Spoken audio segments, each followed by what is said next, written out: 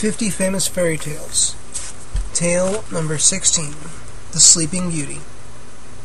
Long and long ago, in the olden days, when things were still to be had by wishing for them, a king and queen wished that they might have a beautiful baby daughter. When the child was born, the king was so overjoyed that he ordered a great feast to be prepared, and he invited the 7 fairies of the kingdom to come to the baby's christening.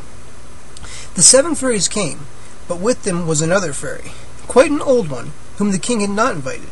She had not been heard from for 50 years, and the king had forgotten all about her, ever having lived in his kingdom. The old fairy was quite angry at having been left out, and she mumbled and grumbled and acted so rude that the king began to be worried. It was the custom in those days for the guests at a christening to give presents to the child, and the king feared that perhaps the old fairy would give something evil. The king was not the only one to think thus. The youngest fairy suspected it also, and she determined to give her gift last so that she might undo the fairy's evil wish if it were at all possible. So with this in mind, she hid behind the curtain and waited till all the other fairies had spoken their wishes for the newborn child. The fairies came up one by one into the crib, touched the tiny princess with their wands, and bestowed their gifts. "She shall be the most beautiful person in all the world," said the first. "She shall have the disposition of an angel," said the second. "She shall have the grace of a fairy," said the third. "She shall dance like a will-o'-the-wisp," said the fourth. "She shall sing like a bird," said the fifth. "She shall be able to play any instrument," said the sixth. Then the old fairy stepped forward. "When she is 16 years old, she shall prick her finger on a spindle, and shall die from it," she said with a look of evil triumph. Everyone gasped in dismay, but the 7th and youngest fairy came out from behind the curtains and said, "I cannot undo entirely what the last fairy has done, but I can grant that the girl shall not die, but shall sleep for 100 years. The king thanked the youngest fairy, but to be on the safe side, he immediately set out a decree that all the spindles in the land should be burned. The king thought that now his child would be safe. All went well for many years. The little girl grew more beautiful every day. She was so kind and thoughtful that everyone loved her dearly, and she sang and danced as no one else in the kingdom had ever done. About the time of the princess's 16th birthday, the king and queen were extremely busy with affairs of state and left the princess to amuse herself. She became restless and decided to explore the whole castle from the deepest dungeon to the highest tower. Far up in a tower she saw a door that she had never seen before.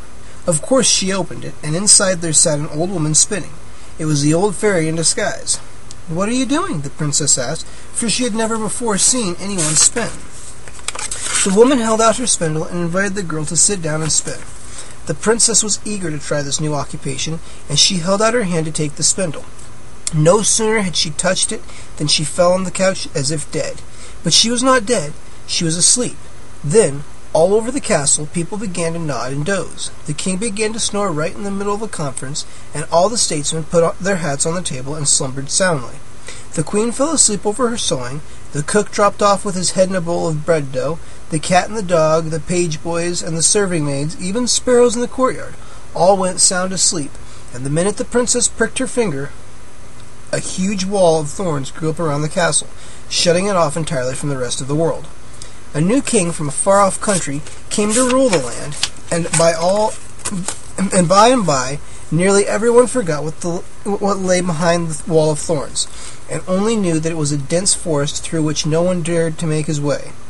However, an old woman remembered the sleeping princess, and this woman told her daughter, who told her daughter, who told her daughter, who happened to become the nurse in the royal palace. Exactly 100 years to the day after the princess had fallen into the enchanted sleep, the nurse told the prince, who was a handsome young man by now, the story of what lay behind the wall of thorns.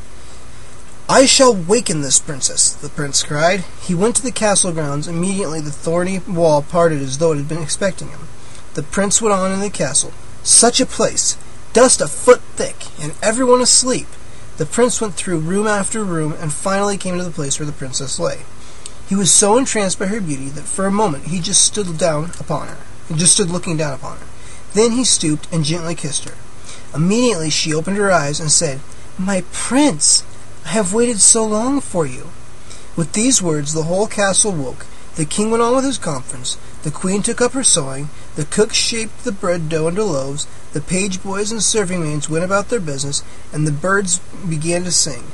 As for the prince and the princess, they were deeply in love, and wanted to be married at once. And so they were. And